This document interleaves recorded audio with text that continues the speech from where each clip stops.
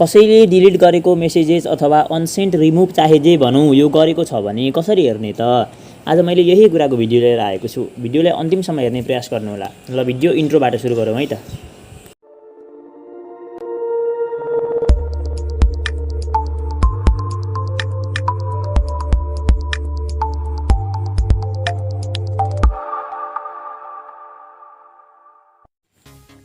तपाईहरु यहाँ मेरो मोबाइल स्क्रिनमा हेर्न सक्नुहुन्छ। अब तपाईहरुले सुरुमा चाहिँ आफ्नो प्ले स्टोर ओपन गर्नु होला। प्ले स्टोर ओपन गरिसकेपछि तपाईहरुले यहाँनिर गएर नोटिसेभ सर्च गर्नु होला है। त्यो नोटिसेभ भन्ने एप्लिकेसन टपमै आउँछ। इन्स्टल गर्नु होला यसलाई। 10 मिलियन प्लस इन्स्टल छ यसको, भनेको डाउनलोड भइसकेको छ 10 मिलियन जति। 10 मिलियन जति भन्दा पनि 10 मिलियन प्लस इन्स्टल हुँदैछ। एकछिन पर्खौँ है त केही बेर। नोटिसेभ भनेको चाहिँ यसले भनेको नोटिफिकेसनहरु सेभ गर्छ है। तपाईको भनेको अब मेसेजहरु अनसेन्ड गरेको छ कसैले, नोटिफिकेसन आएको छ भने यो एप्लिकेसनमा सबै सेभ भएको हुन्छ। त्यही भएर तपाईले तपाईको चाहिँ तपाईले तपाईको एकाउन्टमा चाहिँ अब कसैले मेसेज गर्यो अनि फेरि तपाई अफ भएको बेलामा तपाईको मेसेजेस तपाईले पठाएको मेसेजेस चाहिँ अनसेन्ड गरेको छ भने त्यो चाहिँ तपाईले कसरी हेर्न सक्नुहुन्छ? त्यो त अब अलिकति फरक कुरा हो। यो कसरी हेर्ने भन्ने चासो आउन सक्छ। त्यही भएर मैले यो भिडियो लिएर आएको। हेरौँ है त। अब यहाँनिर चाहिँ सबै देखाउन मिल्छ। म तपाईलाई सबै देखाउने छु। लाइभ नै इन्स्टल हुँदैछ। केही बेर पर्खौँ। अबाउट दिस एपमा गएर हेरौँ न यहाँ कति छ।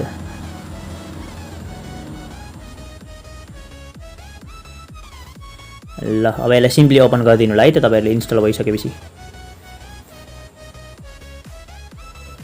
ओपन गरेपछि यहाँनिर हेर्न सक्नुहुन्छ incoming notification and messages will be saved भनेको छ।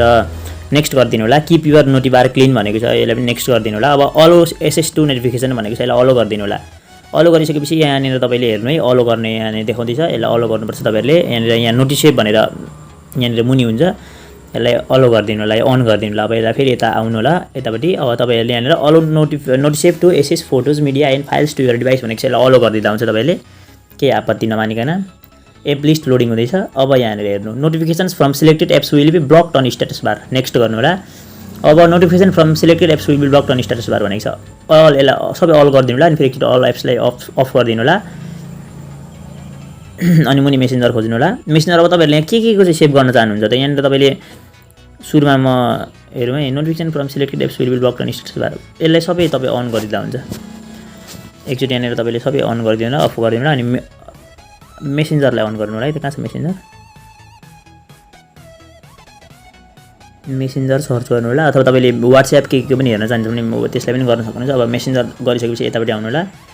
अब तपाईहरुको यहाँनिर हेर्नु यो देखाउँदैछ यसरी।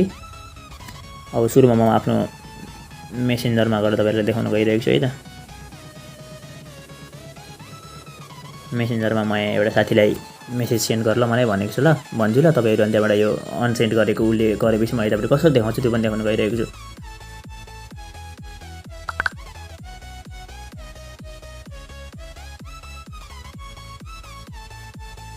मेसेजेस अनसेन्ड गर त।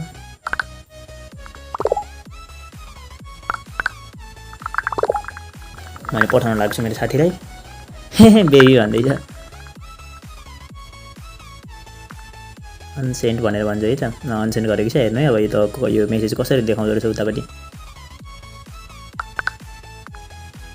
यहाँनिर हेरौँ है त। फेरि ब्याक आउनु होला तपाईहरु। तपाईहरु यसरी नै गर्न सक्नुहुन्छ। मैले चाहिँ तपाईहरुलाई कसरी हुन्छ भनेर देखाउँदैछु। अब यहाँनिर हेर्नु है यहाँनिर गएर उले अनसेन्ड गरेको मेसेज छ। भनेर आयो। फेरि पठाउनु ल। फेरि पठाउँछ। ए भनेको छ नि यो यहाँनिर आयो हेर्नु है। ए फेरि पठाउन लाउँछु ल म।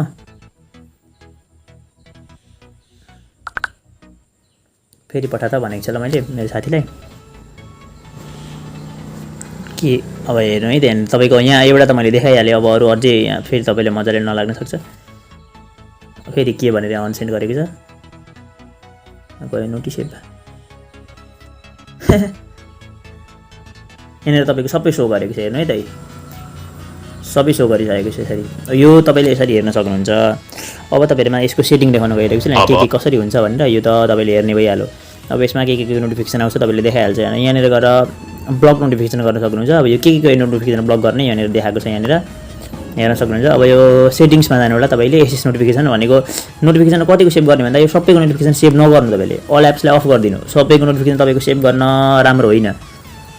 यो एप्लिकेसनले यस्तो सबै भनेको स्क्याम गर्ने त हुँदैन र पनि मेसेन्जरलाई मात्रै अन गर्नु होला अथवा तपाईँ के को चाहिँ नोटिफिकेसन सेभ गरेर हेर्न चाहनुहुन्छ त्यो मात्रै गर्नु होला अनि तल क्लियर डाटा गर्न मिल्छ यसलाई अब हेर्नु है त्यहाँनिर पासकोड पनि राख्न मिल्छ तपाईँहरूले अब यहाँनिर मैले चाहिँ 2580 राखेको छु यसलाई 2580 यसलाई पासकोड पनि राख्न मिल्छ तपाईँहरूले भनेको यो स्क्रिन चाहिँ यो एप्लिकेसन चाहिँ लगइन गर्न भनेको ओपन गर्दा चाहिँ तपाईँहरूको सिम्पली यसको सेक्युरिटी माग्छ त्यसलाई उ गर्नु त्यसलाई गर्दाखेरि भइहाल्छ अब प्राइभेसी पोलिसीमा गएर हेरौँ है त्यहाँनिर यो के रहेछ यसको privacy policy protecting your privacy is your main concern this document clarifies our user data and any sensitive information handle in the app भनेको यसले चाहिँ तपाईँहरूको हाम्रो चाहिँ यो प्राइभेसी पोलिसी चाहिँ यसको हाम्रो चाहिँ प्रोटेक्ट गर्नु चाहिँ उनीहरूको मेन चाहिँ कन्सर्न रहेछ होइन सेभिङ नोटिफिकेसनमा गएर हेर्नु ल we do not hold any notifications or user information on our own servers भनेको हाम्रो यो मेसेजेसहरू चाहिँ उनीहरूले चाहिँ आफ्नो सर्भरमा चाहिँ राख्दैनन् सेभ गर्दैनन् त्यही भएर यो तपाईँले ढुक्कसँग चलाउँदा हुन्छ है त मजाले चलाउँदा हुन्छ यसमा केही आपत्ति छैन तपाईँहरूले यसलाई इन्स्टल गर्न सक्नुहुन्छ अब यो एड फ्री भनेको चाहिँ यहाँनिर एडहरू आउँछ यहाँ एडहरू आएको छ यो एडहरू हटाउनको लागि तपाईँले यो भिडियो हेरेर हटाउन सक्नुहुन्छ यहाँनिरको यो भिडियोलाई सिम्पली यसरी हटाउन सक्नुहुन्छ तपाईँहरूले एरिवा यसरी भिडियो हेरेर मैले यसलाई कट्टा गरिदिएको छु अहिले कट्टा गर्न मिल्दैन जस्तो सबै पक्नु है अब एकछिन यहाँनिर मिल्ने रहेछ है क्लोज गरिदिउँ जे होस् त्यो एड हेरेर चाहिँ तपाईँले त्यो हटाउन सकिहाल्नुहुन्छ